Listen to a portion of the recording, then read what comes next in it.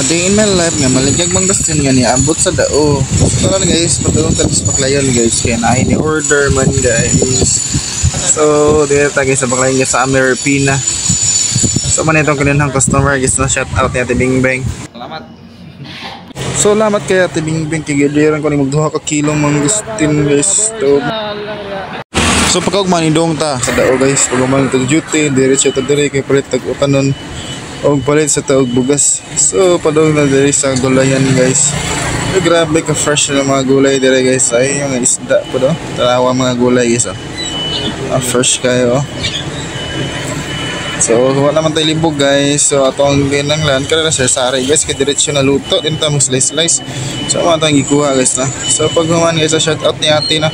So pag human guys na diretso dayon sa palitan nagbugas kay palitag bugas kay lisod pud og nanlanan nato walay bugas kay lisod ang mga Pinoy.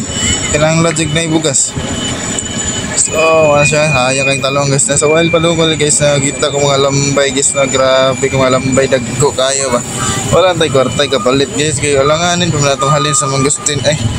So pag humana guys diretso na sa bugasan guys. Sama ni precious mga bugas diri sa Bohol guys. Grabe guys na 20 gyud ang kilo, 20 1/4 atay.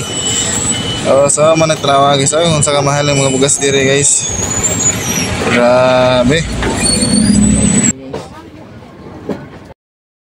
Pinaana pa sila guys na 20 na kilo sa bugas pag pagkadaog pero sus Ginoo ko 20 day 1/4. So pag man guys diretso sa terminal guys kay para muli datag guys kay hapon na guys kay pa na hapon na guys. So ano lang dako guys ha. So see you sa next video.